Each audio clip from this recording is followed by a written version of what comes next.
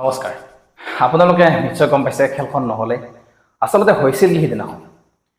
11/6/2023 তাৰিখ অৰ্থাৎ 11 জুন তাৰিখে খেলৰ তাৰিখ আছিল এই তিনচুকীয়া লটাৰী খেলৰ তাৰিখ আছিল সেইদিনাখন তিনচুকীয়া প্ৰশাসনৰ পৰা কোনো পাৰমিশন ইহঁতে লোৱা নাছিল কমিটিয়ে লোৱা নাছিল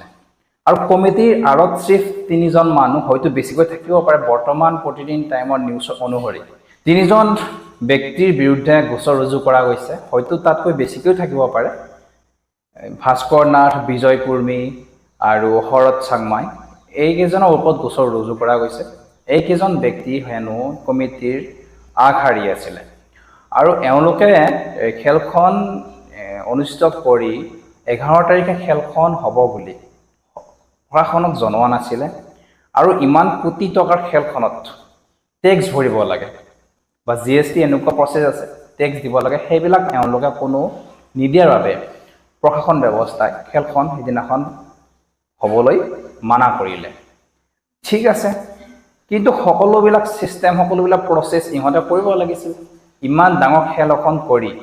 কি কৰিব লাগে কি কৰিব নালাগে কিমান টকা ক'ত দিব লাগে কিমান টেক্স ভৰিব লাগে সকলোবিলাক ইহঁতে আলোচনা কৰিব লাগিছিল ইহঁতে হেবিলা একো চিন্তা নকৰিলে কাৰণ ইহঁতৰ প্লেনিং আছিল যে টকা লুটাৰ ক'ত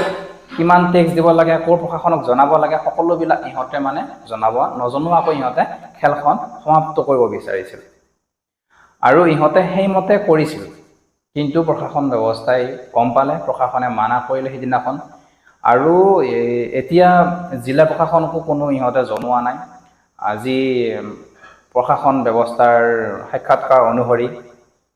সাংবাদিকক জনোৱা মতে প্ৰশাসন ব্যৱস্থাক একো জনোৱা নাই জিলা প্ৰশাসনে একো জনোৱা নাই ইহঁতে খেল অনুষ্ঠিত হ'ব বুলি কিন্তু 18 তাৰিখ অৰ্থাৎ যোৱাকালি খেলখন অনুষ্ঠিত হ'ব বুলি এওঁলোকে কোনো জিলা প্ৰশাসনৰ পৰা পুলিচ প্ৰশাসনৰ পৰা একো পাৰমিশন লোৱা নাই এওঁলোকে নিজৰ ববিয়াকৈ এখন ভুৱা কাগজত বা এখন ৰিজাল্ট চিট তেওঁলোকে যিবিলাক ব্লেংক আছিল য'ত যিবিলাক নি প্ৰাইজ বা যিবিলাক আনপেড আছিল সিহঁতৰ নাম্বাৰবিলাক লিখি কেনে তাত সিহঁতে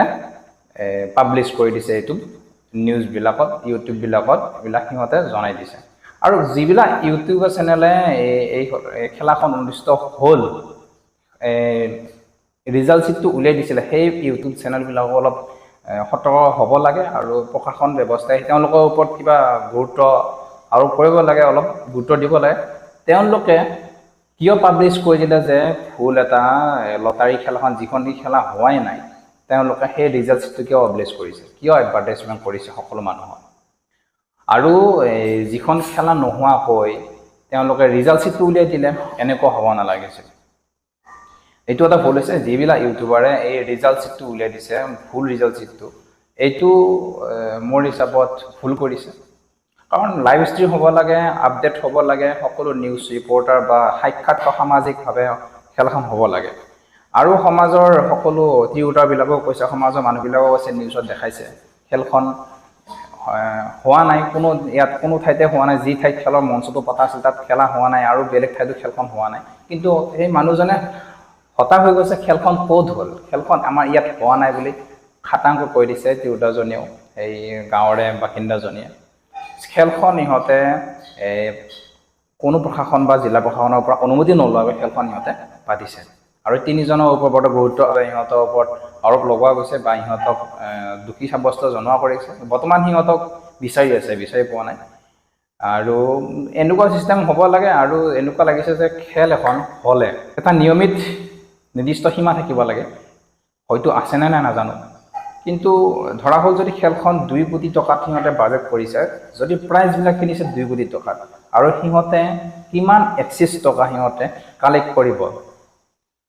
জনসাধাৰণৰ পৰা মানে টিকেট বিক্ৰী কৰি কেনে বা 2 কোটি যদি সিহঁতে প্ৰাইজ কিনিছে 2 কোটি টকা আৰু যদি এক্সিছ অৰ্থাৎ 4 কৰোৰ টকা যদি সিহঁতে 4 কোটি টকা যদি সিহঁতে টিকট বিক্ৰী কৰে বা 5 কোটি টকা সিহঁতে টিকট বিক্ৰী কৰে এনেকুৱাতো এটা নিৰ্দিষ্ট সীমা থাকিব লাগে বা